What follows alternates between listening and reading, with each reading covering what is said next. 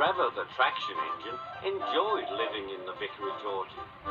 Edward came to see him every day, but sometimes Trevor didn't have enough work to do. "I do like to keep busy all the time," he sighed one day.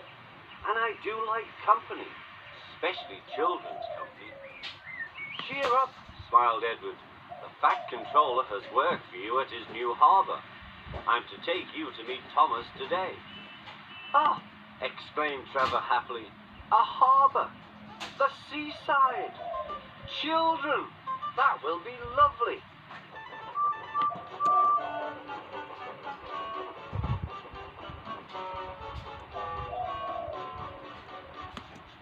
Thomas was on his way to the harbour with a trainload of metal pilings. They were needed to make the harbour wall firm and safe. "Hello, Thomas," said Edward.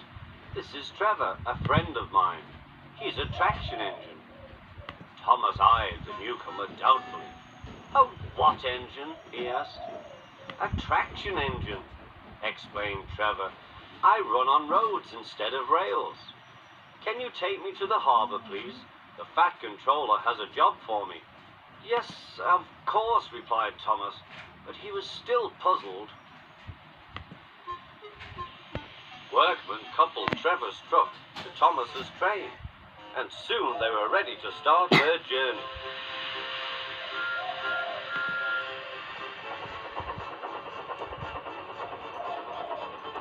"I'm glad the Fat Controller needs me," called Trevor. "I don't have enough to do sometimes, you know. Although I can work anywhere, in orchards, on farms, in scrapyards, even at harbours." "But you don't run on rails," puffed Thomas. "I'm a traction engine. I don't need rails to be useful," replied Trevor. "You wait and see." When they reached the harbour, they found everything in confusion. Trucks had been derailed, blocking the line, and stone slabs lay everywhere. "We must get these pilings past," said Thomas's driver. "They are essential. Trevor, we need you to drag them round this mess." "Just the sort of job I like," replied Trevor. "Now you'll see, Thomas. I'll soon show you what traction engines can do." Trevor was as good as his word. He dragged the pilings clear with chains and towed them into position. "Who needs rails?" he muttered cheerfully to himself.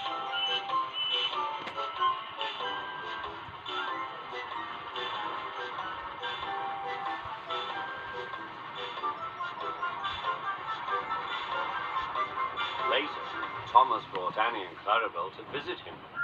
Thomas was most impressed. "Now I understand how useful a traction engine can be." The coaches were full of children. Trevor gave them rides along the harbour.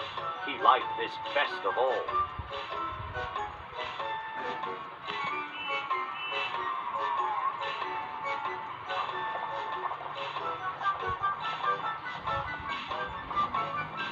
"He's very kind," said Annie. "He reminds me of Thomas," added Clarabelle. Everyone was sorry when it was time for Trevor to go. Thomas pulled him to the junction. A small tear came into Trevor's eye. Thomas pretended not to see. He whistled gaily to make Trevor happy. "I'll come and see you if I can," he promised. "The vicar will look after you, and there's plenty of work for you now at the orchard. But we may need you again at the harbour someday." "That would be wonderful," said Trevor.